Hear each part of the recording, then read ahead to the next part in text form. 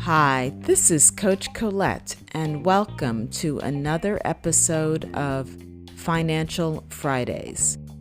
Well, believe it or not, we are at the end of August. I can't believe it myself. So I thought to close out Black Business Month, I would share some tips, advice, and a history lesson for all of us entrepreneurs and budding entrepreneurs, founders, and startup leaders. So I learned of this information from a fellow entrepreneur on a webinar I was listening to. I believe last week I mentioned about the BNYC initiative sponsored by New York City Small Business Services, focused on enhancing Black entrepreneurship. One of the last questions on the interview was, what advice have you received that you think has been most valuable? And there were two responses to that question that really stood out in my mind that I want to share with you. The first was, add another zero. And I had to unpack that a little bit. And so I think about it in this way. When you are thinking about the potential reach for your product or service, add another zero. When you are thinking about the amount that you will ask for in your raise, add another zero. And really start to think about it. And when I boil it down, it comes down to dream bigger. Because sometimes, particularly as Black, Brown, Indigenous founders of color, we may be thinking small, or we may be thinking, I don't know if this idea applies to everyone.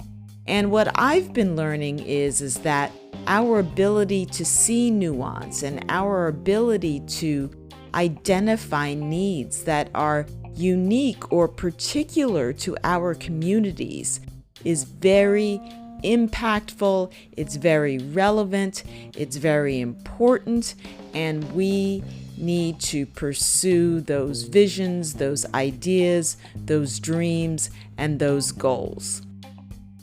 And this leads me into the second point, which was related to that, and I'm going to paraphrase, which was around this idea of thinking about ideas that maybe aren't for the whole market, and yet that they can still be valuable. And the example that this entrepreneur shared was, before there was Airbnb, there was the Green Book. Now, you may be familiar with the Green Book because of the movie, but I really wanted to do some research to figure out who started the Green Book. And so it was first published in 1936. It was the idea of a Harlem-based postal carrier named Victor Hugo Green.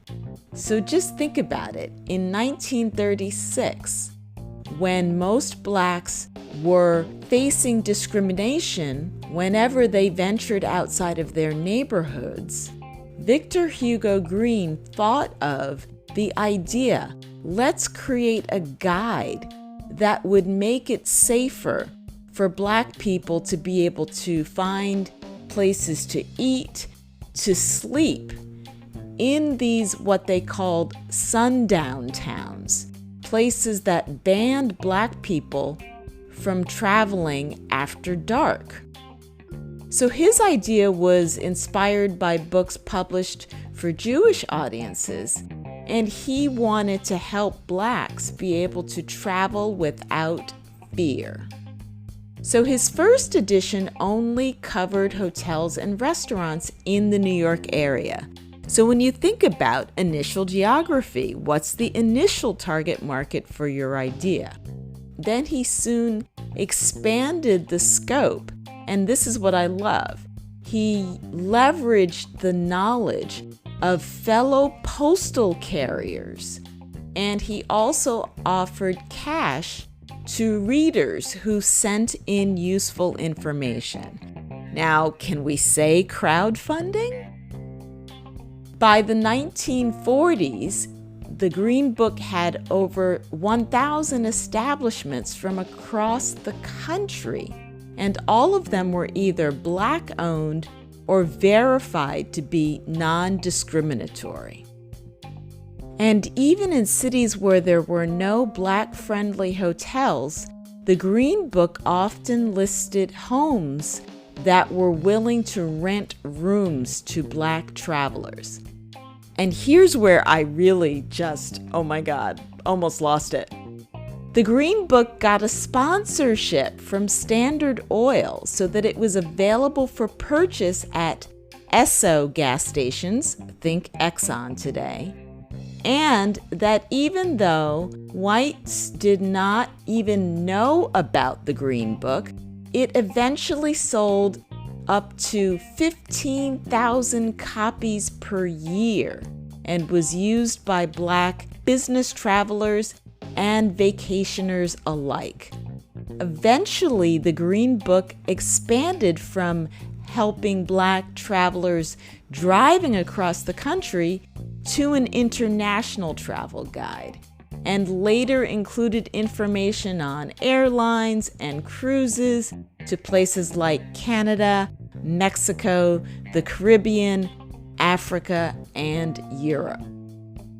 In 1964, when the Civil Rights Act finally banned racial segregation in public places such as restaurants and hotels, the Green Book quietly ceased its publication after nearly 30 years in print.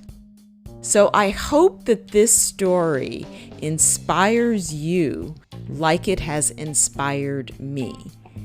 Keep dreaming big, keep adding zeros, keep seeing nuance, keep identifying needs that other people aren't seeing, and then find the audience and the sponsors and the investors that will back your dream.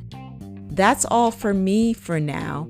Get ready and listen up to today's tip from Singh.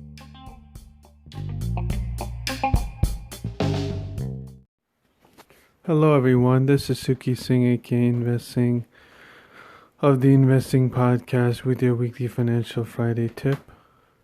Are you financially organized? Now is the best time to get your finances in order. I know life can be hectic, however, it's a great time to spend an hour just organizing your finances on a weekly basis or even monthly basis, so that you can know where you are and where you're going. With that said, that is your weekly Financial Friday tip, and I'll speak to you soon. Bye-bye. Hey, this is Coach Colette with this week's Unplugged segment. And this is the Friday leading into my birthday weekend. And needless to say, I have some mixed emotions given the incidents that have happened this week, including what happened to Jacob, the 29-year-old Black man who was hit by 4 of the 7 shots fired into his back in Kenosha, Wisconsin, in front of his children. And now Jacob is paralyzed for who knows how long. And also this week, I received a lead from a reporter who was writing an article about grit and resilience. I kept having this ambivalence or mixed feelings about responding to this article. And so I shared in my response the definition of resilience, which is generally seen as the ability to withstand challenging or stressful situations, along with an ability to recover or, quote, bounce back to a more normal or functional state of well-being. And I also found the definition of grit by psychologist Angela Duckworth, which is perseverance and passion for long-term goals. And it's perhaps one of the questions in the lead from the reporter that got me, I don't know, feeling some feels. I think it was the question that asked, and I'm paraphrasing, what makes some people more likely than others to have resilience or to have grit or to bounce back? And my flippant response really wanted to be Black in America. So I didn't send that response, although now I'm wondering if I should have. So that's why I have this Unplugged segment, because I get to share all of these thoughts and feelings with you. In my research, I came across the quote attributed to Bob Marley, which is, "You never know how strong you are until being strong is your only choice."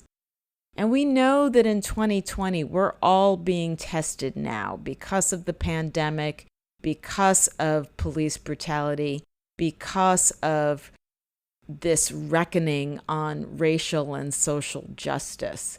And so you're probably discovering grit and resilience that you didn't even know you had.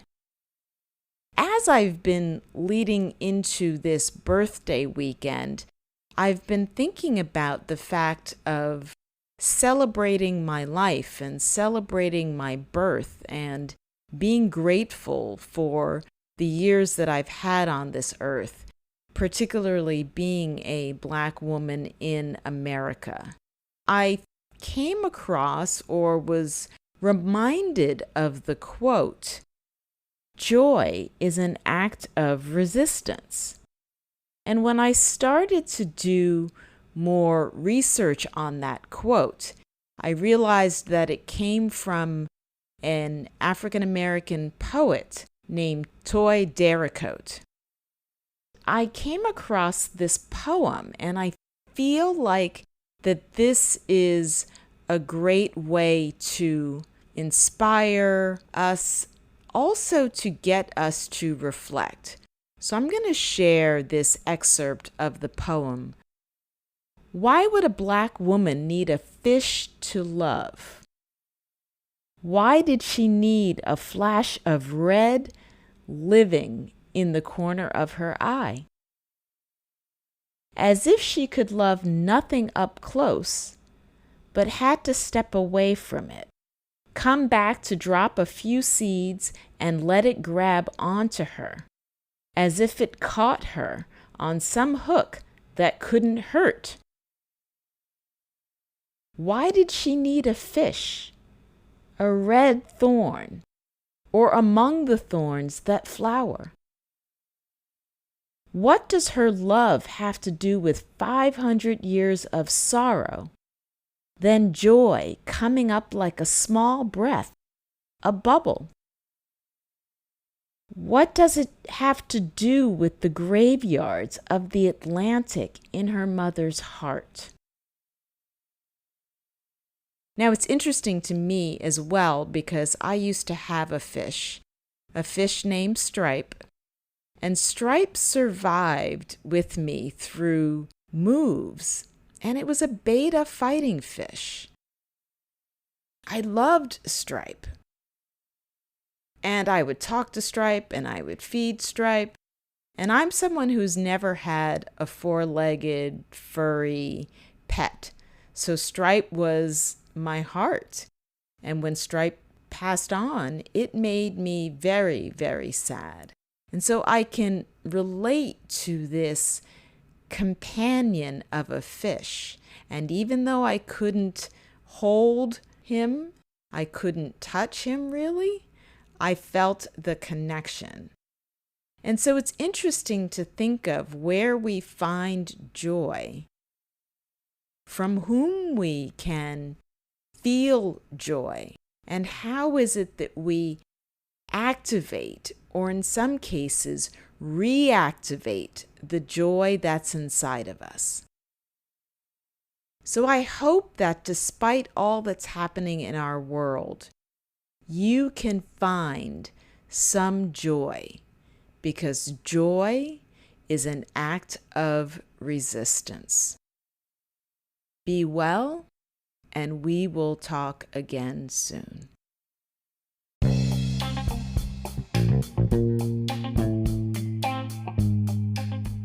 If you enjoyed this episode and haven't already subscribed, you can do so on Spotify, Apple Podcasts, or wherever you like to listen. You also can connect with me on Instagram at Coach_Colette for more inspiration on personal growth and wellness. Want to help us create more great content and host more live podcast events? Then join our Start Within tribe and support this podcast with a small donation to help sustain our future episodes. Visit anchor.fm/coach-colette/support to get started today. You know, this podcast is truly my passion project, and I really appreciate your continued support. Get ready to start within to finish strong.